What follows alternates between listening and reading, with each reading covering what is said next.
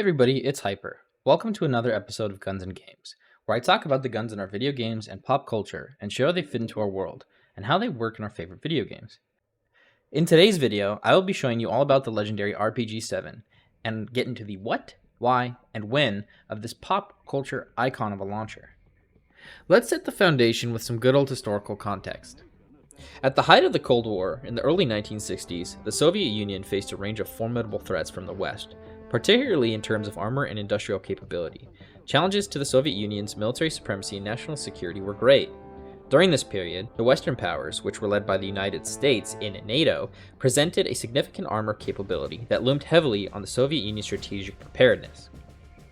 NATO as a whole built up a robust armored force, showcasing cutting-edge tanks and armored vehicles. The Soviets now had to contend with the likes of the M60 Patton tank, the Centurion, and the Chieftain, which were all known for their advanced technology, firepower, and mobility. Tanks like this posed a direct obstacle to the Soviet Union's defensive capabilities and required careful consideration in response.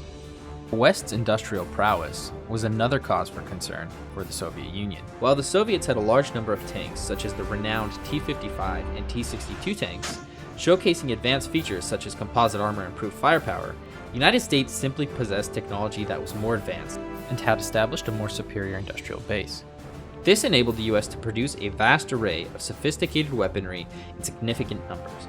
The Soviet Union was well aware that it needed to at least match the West's industrial capabilities if it wanted to maintain its competitive edge and turn back this imbalance in power. Because of this growing concern, the USSR embarked on extensive industrial expansion, establishing massive manufacturing complexes and production facilities with a strategic focus aimed at advancing the Soviet Union's capability to rapidly produce military equipment. To address these challenges head-on, the Soviet Union embarked on an ambitious military modernization program.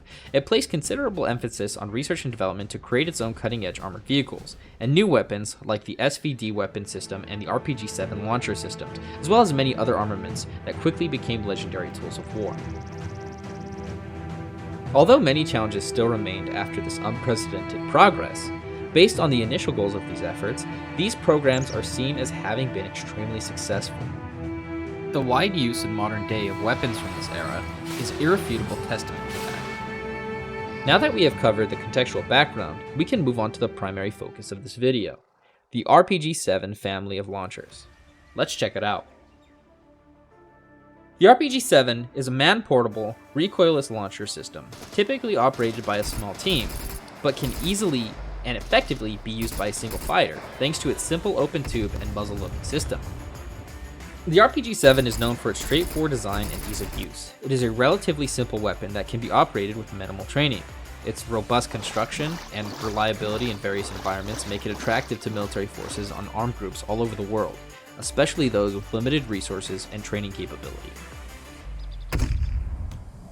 Despite being over 6 decades old, the RPG-7 continues to be used by various military forces and non-state actors. It is so popular after all these years because it is rugged, cheap, reliable, and has a wide variety of rounds it can use for almost any purpose. Not to mention, so many were produced by the Soviet Union, they can be found everywhere. It also has a massive presence in pop culture, like our movies, television, and especially our video games. For the specific history of the RPG-7, we can look at its development.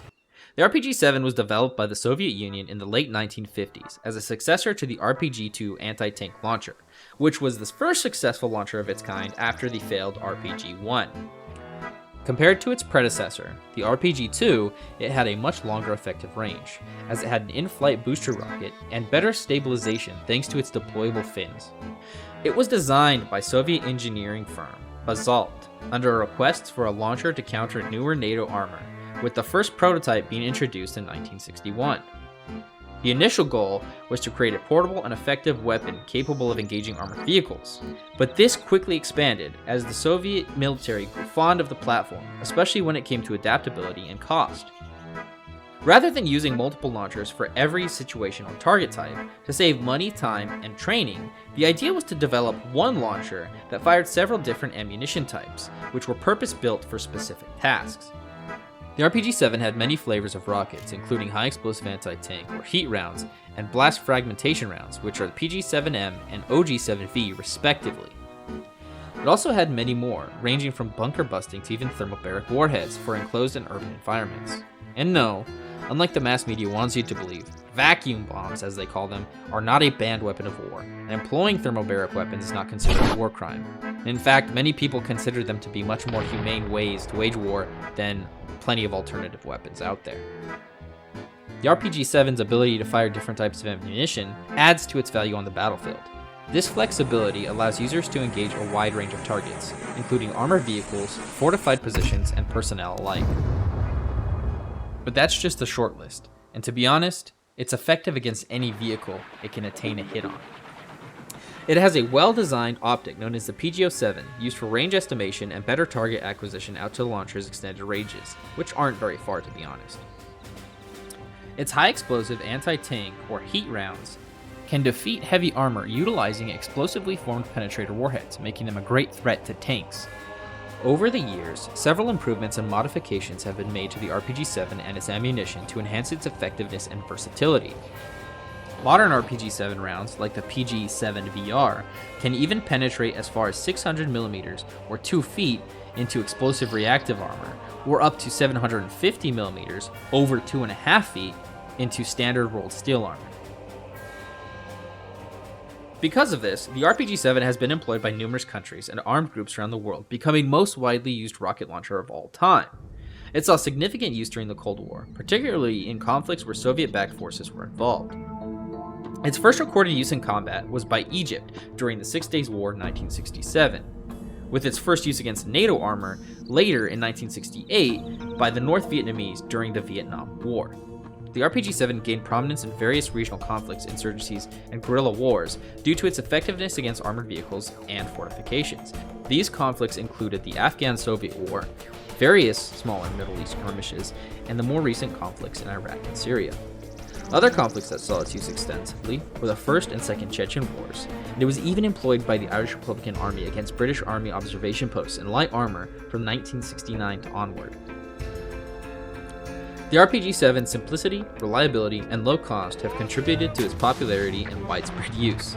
In modern day, it is still being used all over the world and has seen extensive action by both sides of the current war in Ukraine. This proven track record has earned the RPG-7 much respect, and it has established an enduring legacy. With so many military forces and armed groups familiar with its operation, there is a massive pool of experience in maintaining and employing the weapon. This legacy and familiarity have contributed to its continued popularity and usage generation after generation of fighters, in both modern militaries and ragtag militias alike. Its affordability makes it accessible to a wide range of military forces, insurgent groups, and paramilitary organizations, again, particularly in regions where resources are limited. Since the RPG-7 has been widely exported and manufactured by various entities, it has seen wide availability in black markets. In fact, it has such a prominent presence on black markets that the purchase and sale of the RPG-7 can be an accurate predictor of whether a region is about to engage in a major conflict or even a war. And this is the case for some very good reasons. Its portability allows for easy transportation and concealment, while its firepower provides an effective means to engage better equipped enemy forces in asymmetrical warfare scenarios. All of these reasons make the RPG particularly suitable to guerrilla warfare and insurgencies. Some countries have also developed their own versions of the RPG-7 or similar rocket launchers based on its design, like China, Bulgaria, Iran, and Romania, all manufacturing their own design of RPG-7 rockets domestically. There is even a United States domestically produced RPG-7 variant called the Precision Shoulder-Fired Rocket Launcher 1, made by Airtronic USA. It is a modernized version of the launcher, with a Picatinny quad rail, enhanced ergonomics, and compatibility with some AR-15 style furniture. This launcher is completely compatible with the entire suite of RPG-7 rockets, but its moneymaker is its proprietary ammunition that has greatly increased the accuracy and range of the standard 40mm rocket system. It is said to have a hit probability of up to 90% at 800 meters, compared to standard RPG-7 munitions, which have a hit probability of only 51% at 200 meters and less than 10% at distances greater than 400. pretty big upgrade if you ask me. What can I say, commies? Anything you can do, we can do better. I make these videos in order to help make the world safer by encouraging accountability through responsible firearm ownership and education. This will help us protect individual rights to self-defense by reducing the unwarranted misunderstanding and fear surrounding firearms, especially in the modern day. We can do this by helping people realize their necessity and impact on our world by teaching the history behind these weapons. This will show why they are necessary and how they built our modern society through survival, defense, and even stopping evil. Hopefully this series can help build interest and make us a safer society. Anyways, thank you guys for watching. It means a lot to me. Be sure to check out my other content and go ahead and leave a comment on what you think I do well and what I could do better. You can also leave suggestions of stuff you'd like me to cover in the future. Expect a lot more of these videos to come down the pipeline, especially now that I have a more open schedule. And again, I make these videos right now, not because I make money off them, because I don't. I'm not monetized. I do it as a hobby and because I enjoy doing it. I also do it because it gives me a way to enjoy the hobby of gaming, guns, and just spending time with my wife and my friends. So either way, I hope you guys enjoy the stuff I put together, and I can't wait to see you guys in the next video. Go ahead and check out my channel, and even if you don't, I hope you guys have an awesome one, and I'll see you in the next one. Peace.